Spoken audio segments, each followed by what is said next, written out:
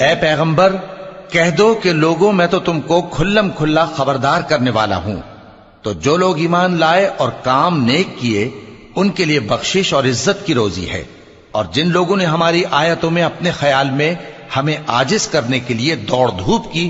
وہ اہل دوزخ ہیں۔ اور ہم نے تم سے پہلے کوئی رسول اور نبی نہیں بھیجا مگر اس کا یہ حال تھا کہ جب وہ کوئی آرزو کرتا تھا تو شیطان اس کی آرزو میں وسوسہ ڈال دیتا تھا،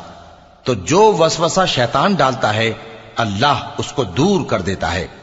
پھر اللہ اپنی آیتوں کو مضبوط کر دیتا ہے، اور اللہ علم والا ہے، حکمت والا ہے۔ غرض اس سے یہ ہے کہ جو وسوسہ شیطان ڈالتا ہے اس کو ان لوگوں کے لیے جن کے دلوں میں بیماری ہے اور جن کے دل سخت ہیں ذریعہ آزمائش ٹھہرائے، بے شک ظالم لوگ مخالفت میں دور جا پڑے۔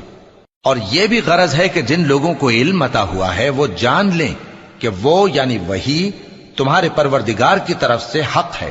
تو وہ اس پر ایمان لائیں اور ان کے دل اللہ کے آگے عاجزی کریں، اور جو لوگ ایمان لائے ہیں اللہ ان کو سیدھے رستے کی طرف ہدایت کرتا ہے، اور کافر لوگ ہمیشہ اس کی طرف سے شک میں رہیں گے یہاں تک کہ قیامت ان پر ناگہاں آ جائے یا ایک نامبارک دن کا عذاب ان پر آ واقع ہو۔ اس روز بادشاہی اللہ ہی کی ہوگی اور وہ ان میں فیصلہ کر دے گا، تو جو لوگ ایمان لائے اور عمل نیک کرتے رہے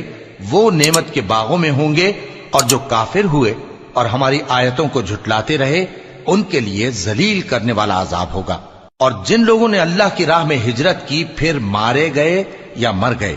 ان کو اللہ اچھی روزی دے گا، اور بے شک اللہ بہترین رزق دینے والا ہے۔ وہ ان کو ایسے مقام میں داخل کرے گا جسے وہ پسند کریں گے، اور اللہ تو جاننے والا ہے، بردبار ہے۔ یہ بات اللہ کے ہاں ٹھہر چکی ہے، اور جو شخص کسی کو اتنی ہی ایذا دے جتنی ایذا اس کو دی گئی، پھر اس شخص پر زیادتی کی جائے تو اللہ اس کی مدد کرے گا۔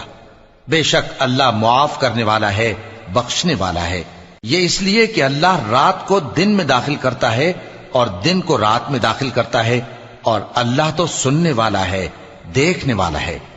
یہ اس لیے کہ اللہ ہی برحق ہے، اور جس چیز کو کافر اللہ کے سوا پکارتے ہیں